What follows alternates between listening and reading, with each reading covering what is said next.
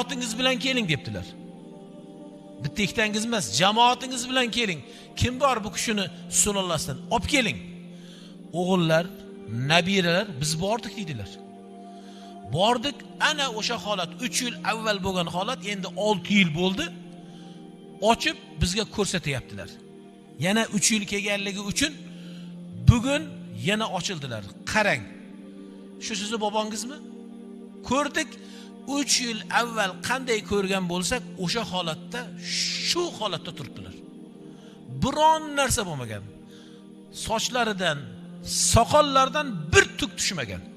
Xuddi 10 daqiqa avval ko'milgan holatda yotdilar.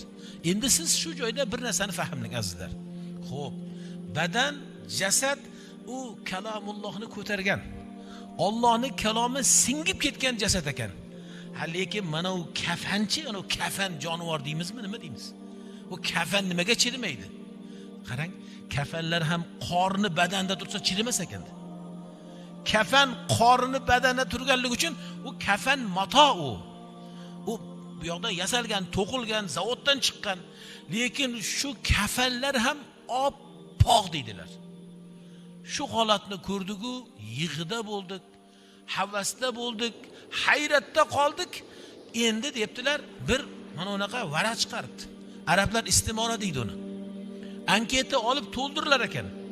Boshqatdan hoj dodani o'zlarini yana yozilib, tarixlarini yozilib, shahodat millat deydi, tug'ilganlik haqida guvohnomani u yerga qo'yib, bu yoqdan 7 ta kishi yana avlodlardan qo'l qo'yar ekan. Nima deb? Bo'ldi. Bu qabr endi qiyomatgacha ochilmasin deylar ekan. Mana shu holat bizni shu Qo'qonlik bobomiz Abdusamad hazratlarida bo'pti. Endi bu kishi qolgan qabrlar, shunaqa ochilmaydigan qabrlar bor baqiyada deyaptilar. O'zlari havas bilan aytayaptilar. Nega? Buni bo'lganiga qarang. Mana u 2012-yil bo'pti-da. Yaqindagi so'z bu. 50 yil, 100 yil yoki men sizga bir tobiinlarni asrini aytmayapman. Aytib turibmanki, boya yigit bilan telefon orqali bir-birimizni ko'rib gaplashdik.